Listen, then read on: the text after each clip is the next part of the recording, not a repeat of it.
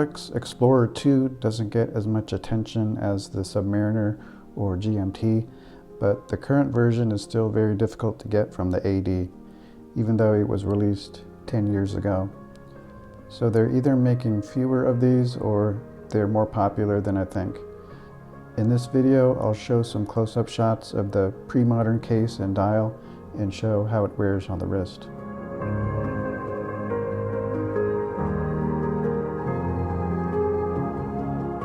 The model I own is the 16570 from 2005, and I bought it secondhand for $7,000.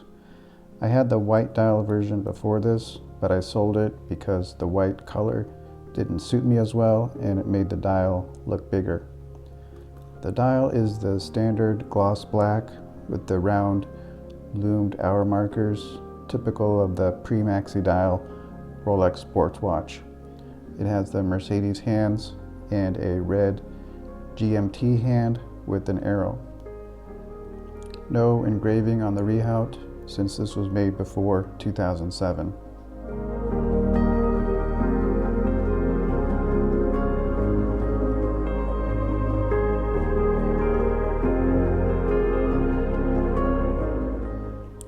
The case is 40 millimeters in diameter, but it wears smaller than the modern super case in the 40 millimeters because of the slimmer lugs and the smaller crown and the smaller crown guards.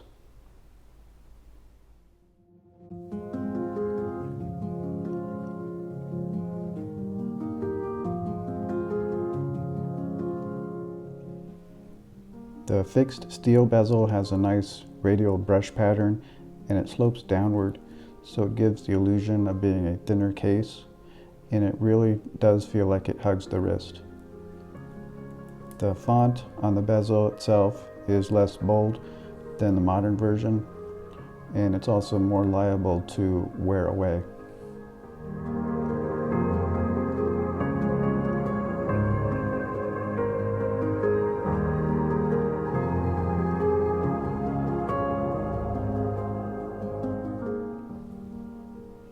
The bracelet is all brushed steel with solid end links and hollow center links, and the older oyster lock clasp. Along with the thinner case, it makes the watch feel lighter overall and comfortable to wear.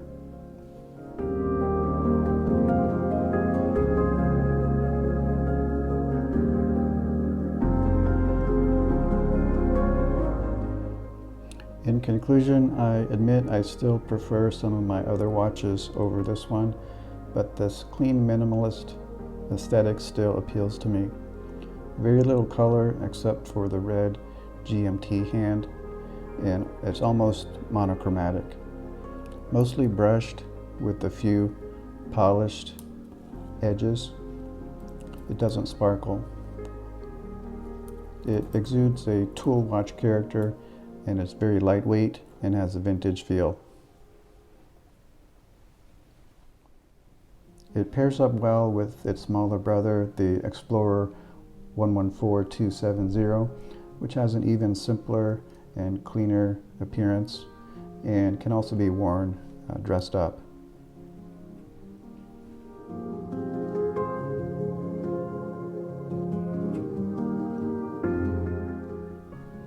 If a modern Explorer 2 would ever become available at my AD, I would probably get it, even though the 42 millimeters would be too big for my wrist. My ideal Explorer 2 would be a modern version reduced to a 40 millimeter size, but I don't think they'll ever do that. I think the next version will remain at 42 millimeters with an updated movement and maybe a wider bracelet. I hope they don't switch to the ceramic bezel, since the brushed steel bezel is iconic for the Explorer 2, and that's a big part of what makes it an Explorer. Let me know in the comments which Explorer 2 model you like best, and thanks for watching.